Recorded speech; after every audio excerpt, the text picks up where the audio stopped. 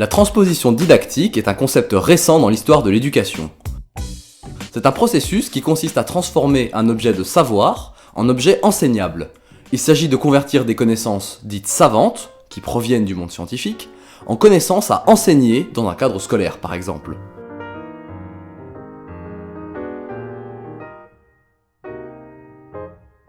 Le concept a été formalisé par Yves Chevalard dans les années 80 dans le cadre de son enseignement des mathématiques.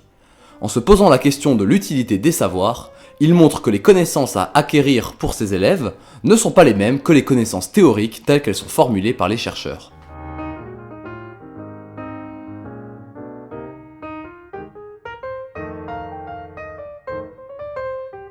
Pour mieux comprendre les différents liens entre tous les savoirs, il existe une représentation qui s'appelle le triangle pédagogique. Développé par Jean Housset, il s'agit d'un triangle liant l'enseignant, les élèves et les savoirs.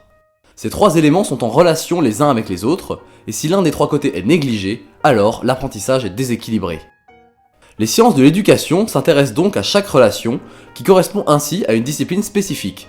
Les liens d'apprentissage entre l'enseignant et les élèves relèvent de la pédagogie, ceux entre les élèves et leur savoir sont décrits par la métacognition, et enfin, les liens entre le savoir et l'enseignant renvoient à la didactique. Deux phases peuvent être distinguées dans le processus de transposition didactique, une phase externe et une phase interne.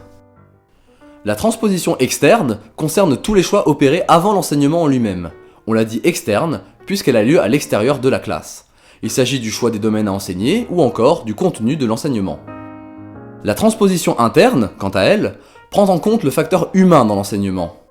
Par exemple, les attentes du professeur et des élèves, la compréhension personnelle que chacun a des connaissances.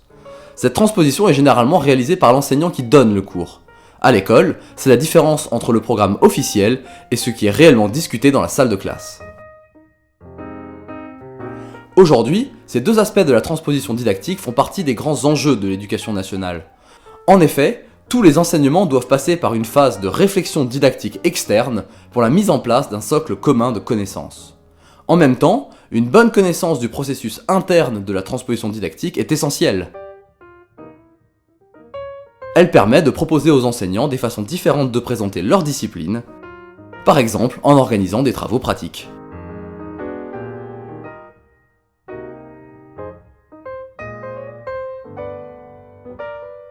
La transposition des savoirs savants en savoirs enseignables est particulièrement importante pour des disciplines où la différence entre ces savoirs est floue.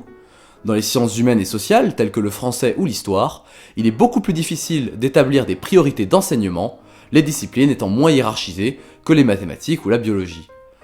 Dans le cas des mathématiques, par exemple, il est fondamental de connaître certaines règles pour pouvoir ensuite faire des opérations plus complexes, alors qu'en français, il est plus difficile de déterminer quelle période littéraire étudier en priorité.